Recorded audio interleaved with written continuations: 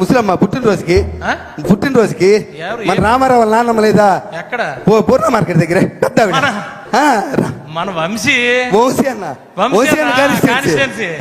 ఆవిడ పెద్ద చెప్పనా ఆవిడికి సగం నియోజకవర్గానికి మంచి ఇన్ఫ్లుయెన్సరా బుట్లాడుతుంది కదా. వంశీ కూడా గెలిచింది ఆవిడ వల్లే. బుట్లాడుతుంది కదా. అబ్బో సగం ఫ్యామిలీ.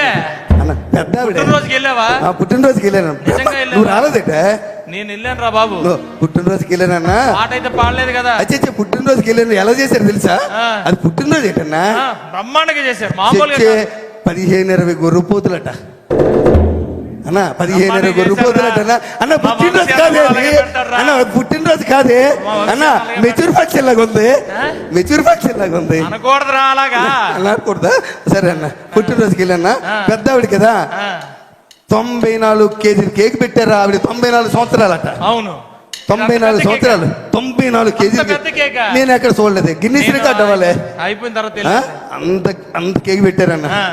కేక్ పెట్టి పెద్దవాడిని తీసుకొచ్చారా. ఎత్తుకొని కుర్చీలు వచ్చి ఇలా పట్టుకొని తీసుకొచ్చారా. తీసుకొచ్చి అక్కడ కూర్చోబెట్టారు. మరి వీళ్ళు కోసేయచ్చు కదా కేకు.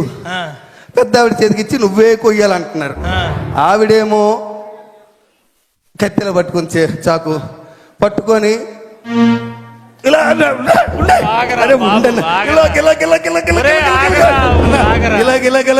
పాట వచ్చిందనా. పాట వచ్చింది. మంచి పాట వచ్చిందని ఆవిడ మీద. ముసలిదాయి మళ్ళీ మళ్ళీ ఉండదు కదా. అక్కడ పాడావా అన్నా. రాలిపోయే పువ్వా నీకు రాగాలెందుకే అన్నా. రాలిపోయే పువ్వా నీకు రాగాలెందుకే. వాలిపోయే పుత్తా నీకు తోటమాలి నీకు తోడు లేడులే.